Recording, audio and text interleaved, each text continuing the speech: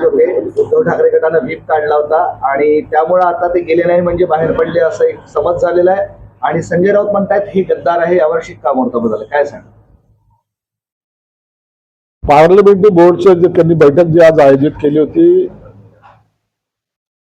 त्यांना आतापर्यंतही वाटत होतं की हे खासदार पुन्हा वापस येतील, परंतु काल संजय राऊतने जी काही शिवीगाळ त्या खासदाराला केली त्याचा परिणाम त्यांना जाणवलाय.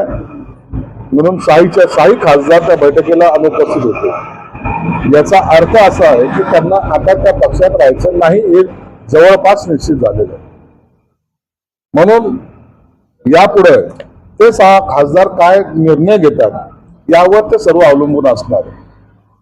कायदेशीर पेचप्रसंग निर्माण होतील, आणखी काय कारवाईचे नोटिसा दिल्या जातील, या सगळ्या गोष्टीला मला वाटतं ते 6 खासदार आता एकत्रितपणे लढाई देतील.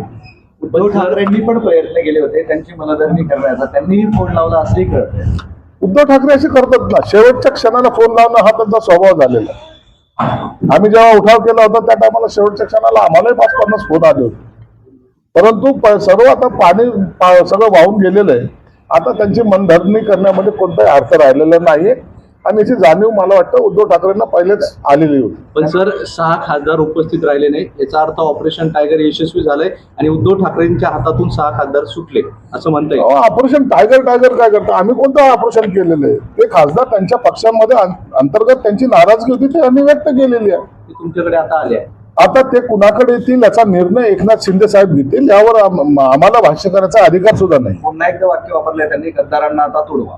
आता हे त्यांचे ठरलेले वाक्य आहेत. आता पैसे खोके असे सगळे वाक्य ते वापरतील, त्यांची ते सवयीचा भाग आहे. आता यावर सर्व निर्णय जेव्हा ते जर आमच्याकडे आले तर त्याच्यावर निर्णय घेण्याचा अधिकार फक्त एकनाथ शिंदे साहेबांनाच आहे आणि त्यावर भाष्य करण्याचा अधिकार सुद्धा एकनाथ शिंदे साहेबांचा आहे. म्हणून ते काय भूमिका घेतात याच्याकडे आमचं सुद्धा लक्ष आहे. 6 खासदार तुमच्याकडे आले तर स्वागत करताल? ते सर्व ठरवण्याचा अधिकार एकनाथ शिंदे साहेबांना आहे. माहिती अशी म्हणजे 19 तारखेला वर्धापन दिनाचा प्रश्न तेच सांगतो तुम्हाला, एकनाथ शिंदे साहेबांना निर्णय घेऊ दे. ते आमच्या पक्षाचे नेते आहेत, ते जे काही निर्णय घेतील तो सर्वांना मान्य असेल. अगोदरची खतखतन कालच्या शिवीगाळनं भर घातली. आता ते काल शिवीगाळ करून जो काही त्यांचा अपमान केलाय त्याचा निश्चितच परिणाम त्यांच्यावर झाला असावा. ऑपरेशन टायगर 2.0 ची तयारी हे काही नवीन ऑपरेशन सर उबाटा की बैठक में 6 सांसद गैर हाजिर रहे, उसके बारे में क्या कहिए? देखो, उपाटा की बैठक में 6 सांसद जो गैरहाजिर हुए, इसका मतलब अब उन्होंने अपना अलग से गुट बना लिया है. वो शायद ओम बिरला के पास उन्होंने राइटिंग में दे भी चुके हैं. उसके बाद अब ओम बिरला उनको लीगली गट को मान्यता देंगे ऐसा मुझे लगता है, और ऐसा उसका जब लेटर आएगा वो अधिकृतपणे उनका गुट स्थापन करेंगे. उसके बाद उनको कौन से पक्ष में जाना है, कहाँ रहना है, ये वो 6 खासदार वो डिसाइड करेंगे. अगर वो हमारे तरफ आना चाहते हैं तो उसका निर्णय एकनाथ शिंदे साहब लेंगे.